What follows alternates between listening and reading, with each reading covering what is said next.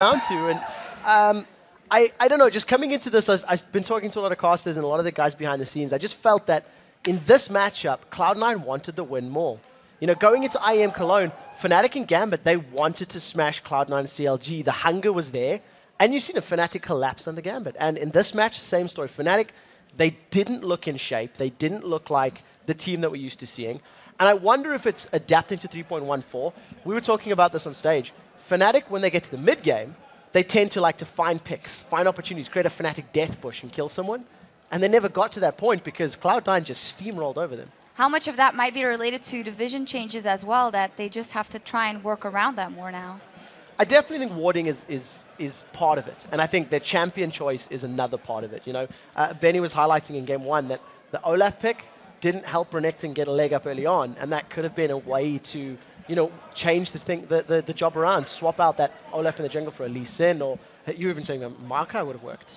Yeah, so, well, I wouldn't like recommend picking Maokai, but I'm saying when they did pick the Renekton pick, like it's solely to bully Caston. And once Caston, if he just stays even in XP and like gets to level 6, he should be perfectly fine, which you saw where as soon as he was 6, he roamed the lane and he got 2 kills because of that. So, like, instead of like a Ghost Olaf, I would have recommended like something like a Lee Sin that could just jump on a Renekton, essentially jump on a Caston, lock him down, and kill him before 6, and that would have like completely punished him. Talk to me a little bit about what you've seen from Cloud9 as a team, because they seem to rotate well, effectively, and they seem to make good decisions about which fights to pick and which ones not to get involved in.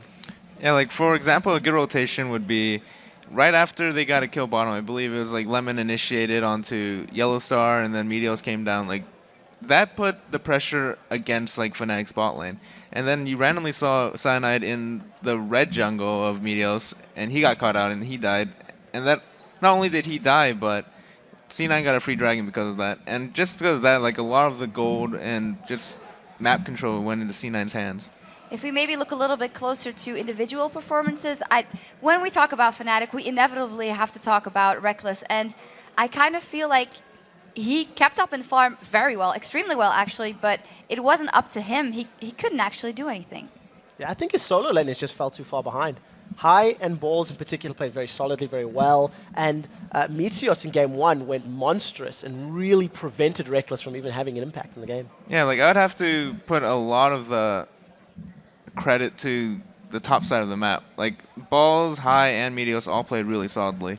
Like Balls went back to his comfort pick in Rumble, and is in a matchup that he's really familiar with. Like Renekton vs Rumble is a matchup he played like a ton of times, like, just like what Pastry Time said. Thousands of times? I yeah, think he said thousands of times. And although that's an exaggeration, it's like it really just shows how much experience he has in the matchup. He didn't lose his lane at all, even though he almost got or he's trying to get bullied by Elisa and Renekton combination. He flashed out of that gank. And he just did a really good job surviving, and that's all you could ask for. And I really thought his equalizers were good this matchup. Yeah. I think every single equalizer was team fight changing and allowed them, allowed Cloud9 to make the best of a bad situation. The blue buff that caught both Solways and Cyanide, then in the middle lane when Yellow Star randomly flashes onto him. So very good decision making there from Balls. Trying to think a bit ahead now, if we see those picks coming out from Cloud9, I feel like a lot of things they picked because they knew they had the edge after that game one. A Fiddlesticks that Meteos likes to play in solo queue, that Rumble for Balls, we know he loves to play it. Are those picks that will stick, you think, as we go further for them?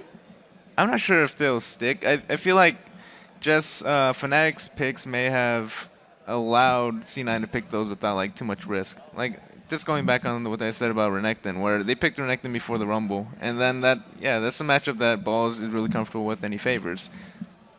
Yeah, absolutely. Well, thank you guys very much. And with that, the final shot fired. Let's take a look at the standings in the Battle of the Atlantic. That victory by Cloud9. North America wins the fight between the regions, 5 points to 4, even though they only won 2 out of the 5 matches. It looks like Europe will have to find revenge at the All-Star match. We have bragging rights. We won 3 games, they won in points. Everyone's a winner.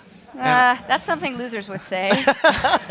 Well, I am sorry, America, for doubting C9. I feel so ashamed right now, and it will never happen again. I always believe in the apple pie.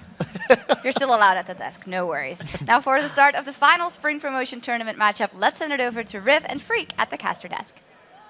Thank you very much, Sharks.